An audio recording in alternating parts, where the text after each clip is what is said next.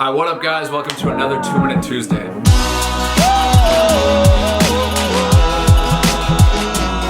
So I need to give credit to Tom Scupian as well as BuiltLean.com. Tom's the one who actually presented this research article for me and for my Footballers Physique program. And BuiltLean.com made a fantastic article online, which I will link in the description, basically just going even more in depth of what this video will cover. So now let's get into the video. Just kidding, it's time for disclaimer. So as a disclaimer, yes, there are much better professional footballers than me who don't have six packs and who might have that little extra belly fat or extra fat on their bodies. But at the end of the day, this data does not lie, and I would even argue that they could probably improve their performance and improve their sprint speed if they were to cut down that belly fat, if they were to just eat a little bit smarter. Now, it might not be their top priority as they have a lot of stuff on their plate.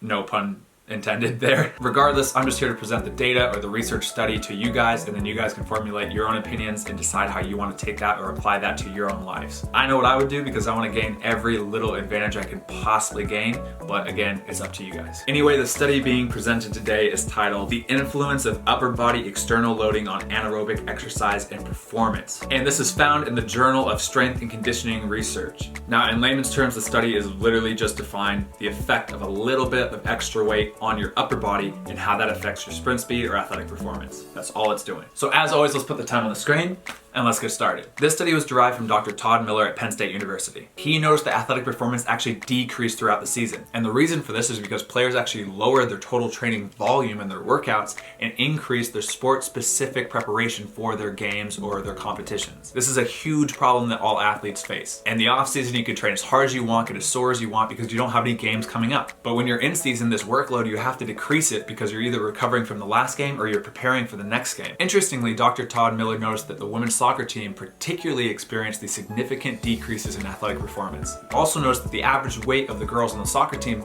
pretty much stayed relatively the same. However, their lean muscle mass decreased while their body fat increased. Throughout their season, their body fat actually increased 3%. That meant they lost 6 pounds of muscle mass and gained 4 pounds of fat. He wanted to see how this increase in fat affected performance. So he created a study where 46 people were tested for their vertical jump, their 20-yard dash, their 40-yard dash, and a 20-yard shuttle run. They did this completely unrestricted with their normal body weight, and then they did it again with 2, 4, 6, 8, and 10% of their body weight externally loaded on them in a weight vest. And the results were crystal clear. It was undeniable. In all 4 tests, very small increases in weight led to very large decreases in performance. Now you might be sitting there right now saying, well, no duh. If you add weight to yourself, you won't be able to jump as high and you won't be able to run as fast. But the main takeaway from the study was that it just takes incredibly small amounts of weight to be added to your body to significantly decrease your performance. In fact, if a 170-pound athlete were just to add 2% body fat, just 2% body fat, that just translates to 3.4 pounds, then on average that athlete will jump 5 centimeters lower and take 0.26 seconds more to complete the 40-yard dash. 5 centimeters for just 2% body fat, 5 centimeters. So imagine what happens if you decrease your body fat 4%, 6%, 8%, 10%, and you get down to the Cristiano Ronaldo shredded physique. And 0.26 seconds on the 40-yard dash separates an incredibly fast athlete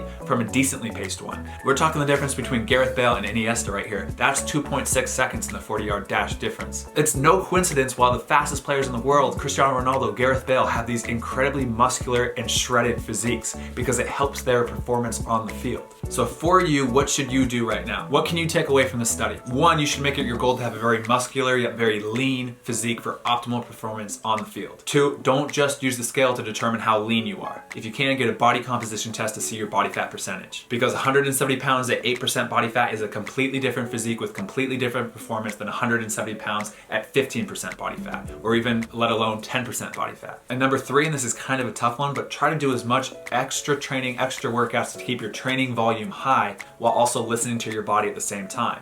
In addition, try to also eat clean so that you're not just eating unhealthy foods with the thought that you'll burn it off at training. Because although you might burn it off and stay the same weight, your muscle mass might decrease and your body fat increase. And that's just as bad as gaining weight. Alright, that's it. How'd I do on time? Did I make it? Did I finally make it under 2 minutes?